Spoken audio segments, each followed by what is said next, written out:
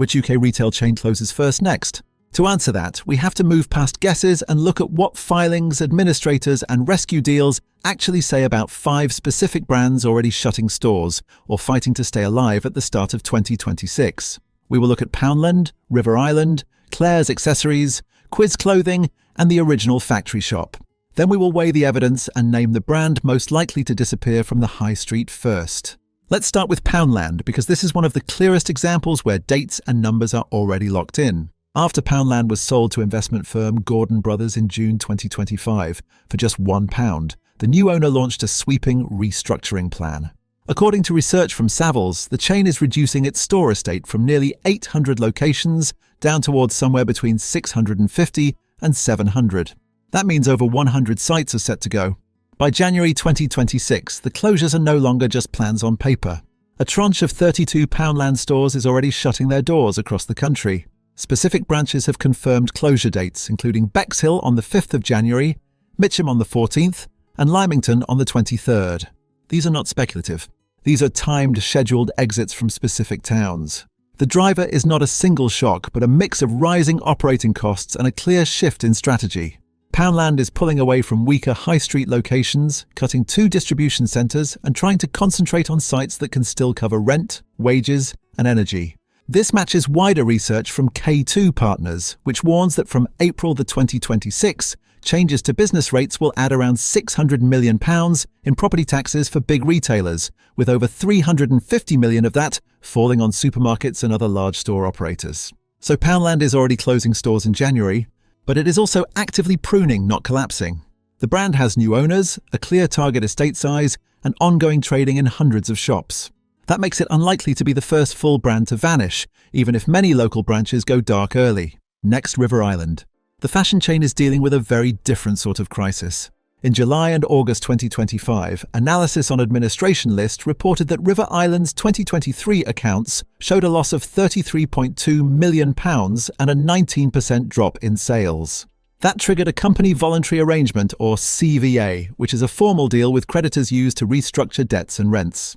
As part of that CVA, River Island has put 33 underperforming stores on the chopping block, with closures scheduled to complete by January 2026. These include well-known sites such as Edinburgh Princes Street, Brighton, Grimsby and Perth. On top of this, River Island is trying to renegotiate rent on 71 more locations, pushing landlords to cut costs so the chain can keep those doors open.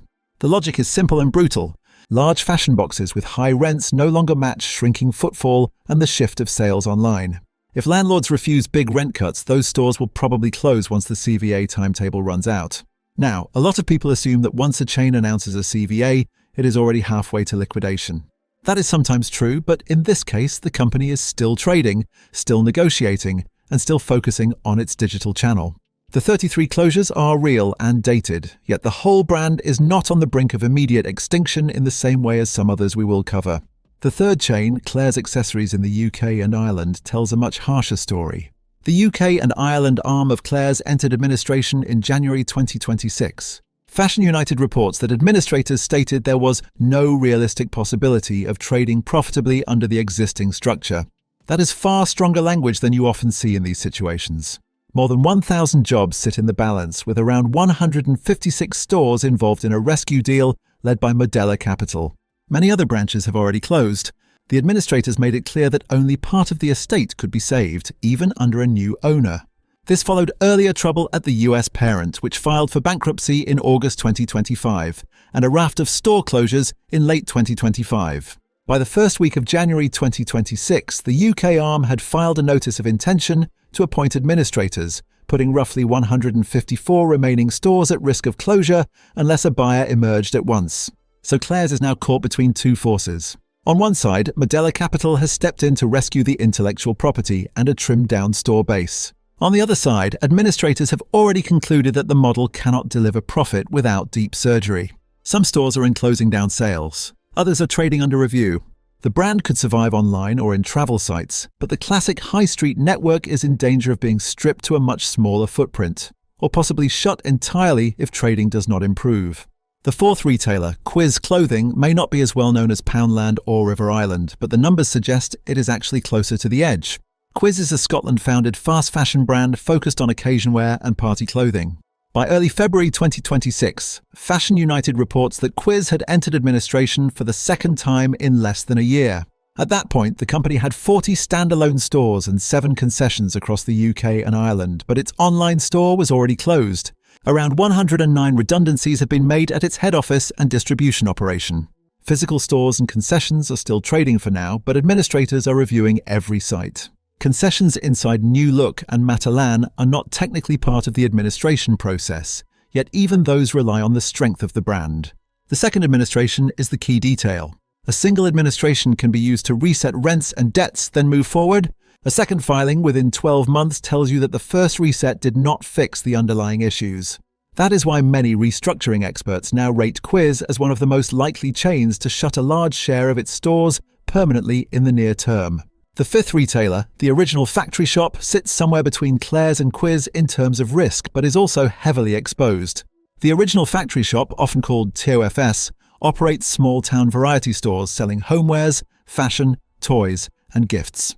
At the end of January 2026, Fashion United confirmed that TOFS had entered administration on the 28th of January, with 137 shops still open and 1,180 jobs at risk.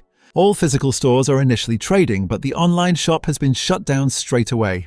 Administrators are running discounted sales in a number of locations, including towns in Ayrshire, North Yorkshire, East Lothian, Cowdenbeath, and parts of Northern Ireland, while they look for buyers for around 70 of the sites.